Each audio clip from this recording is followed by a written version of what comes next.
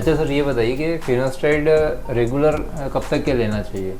अच्छा, ये आपने एक बहुत अच्छा सवाल पूछा है फिनेस्ट्रॉइड से जुड़ा। मैं कहूँगा कि बहुत ही ये मतलब वायरल ड्रग है। फिनेस्ट्रॉइड हो गया, डूटास्ट्रॉइड हो गया, इनके बारे में बहुत ज़्यादा डिस्कशंस होते हैं, बहुत ज़्यादा क्वेश्चंस लोग पूछते हैं और बहुत सारे यूट्यूबर इनसे जुड़ी कुछ भी इन्फॉर्मेशन फैलाते रहते हैं। हाँ। ये अच्छा किया आपने कि ये जो सवाल है आप मेरे से पूछ रहे हो, क्योंकि एक दवाई के बारे में एक डॉक्टर बेटर बताएगा। तो दोस्तों, ऐसा कुछ भी नहीं है कि कोई डॉक्टर किसी दवाई को ज़बरदस्ती आपको देना चाहे, उसके फिर साइड इफ़ेक्ट भी रहेंगे फिर भी डॉक्टर आपको दवाई दे रहा है, ऐसा नहीं है। जो भी आपके डाउट हैं मतलब फिनेस्ट्रॉइड से जुड़े, मैं सब दूर करूँगा। 2 दवाइयों के नाम आप सुनिए, एक है फिनेस्ट्रॉइड और दूसरा है डूटास्ट्रॉइड। ये दोनों जो है एक ही कैटेगरी की दवाइयाँ हैं। ये दोनों दवाइयों को हम बोलते हैं 5 अल्फा रिडक्टेज इनहिबिटर।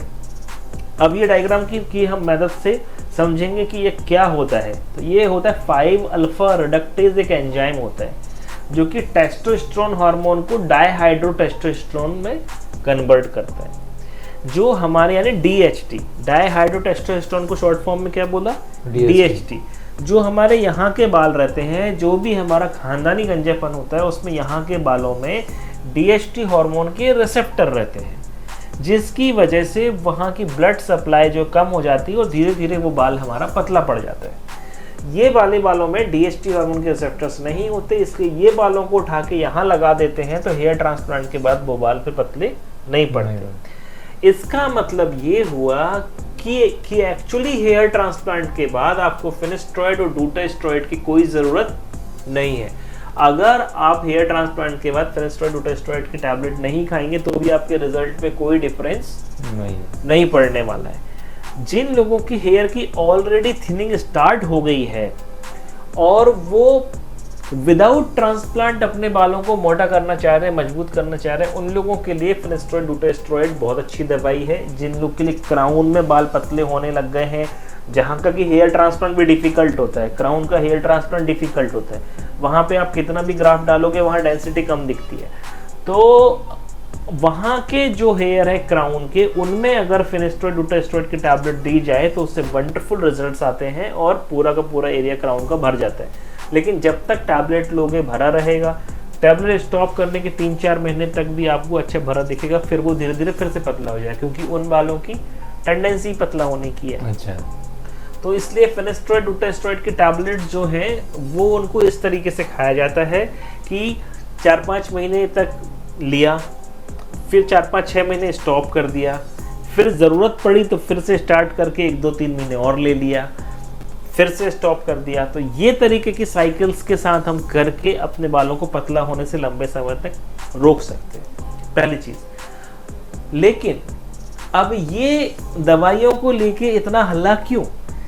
क्योंकि फिनेस्ट्रॉइड और डूटास्ट्रॉइड टैबलेट क्या कर रही है? टेस्टोस्टेरोन को डाईहाइड्रोटेस्टोस्टेरोन में कन्वर्ट होने से रोक रही है। फिर कोई नुकसान भी करता तो है? इसीलिए कुछ लोगों में क्या होता है कि थोड़े से मतलब सेक्सुअल प्रॉब्लम्स खड़ी होती हैं, जैसे कि सेक्स करने की इच्छा ना होना, या पेनिस में प्रॉपर मतलब इरेक्शन नहीं आना, या जल्दी से इजैकुलेशन होना, प्रीमेच्योर इजैकुलेशन, या इस तरह की कोई भी प्रॉब्लम सेक्सुअल रिलेटेड हो सकती है।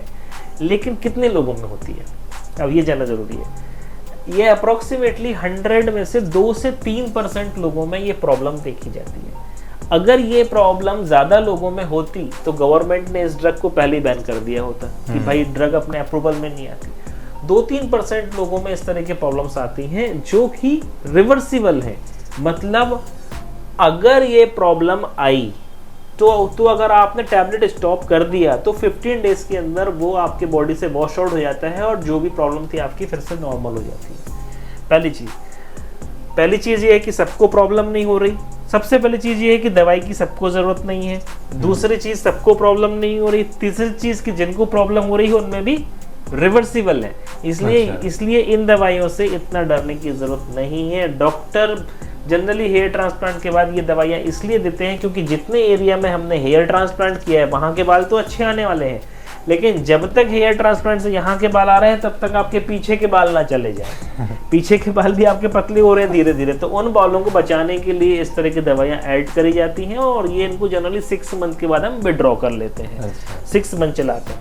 लेकिन अगर कोई पेशेंट आके बोलता है कि सर मुझे ये प्रॉब्लम्स हो रही हैं, तो फिर उनको हम स्टॉप कर देते हैं। दूसरी चीज़, चाहे फिनेस्ट्रॉइड हो, डोटास्टेरॉइड हो, चाहे दुनिया की कोई भी दवाई हो, अगर आपने उसके बारे में इंटरनेट में पढ़ लिया तो उसके नहीं होने वाले साइड इफेक्ट भी आपको हो ही जाएंगे। फिर एक दवाई लेने से पहले आपको लगेगा अरे दवाई से उल्टी आती है, कि आप दवाई ले नहीं पाओगे, उल्टी पहले आ जाएगी। ठीक है ना।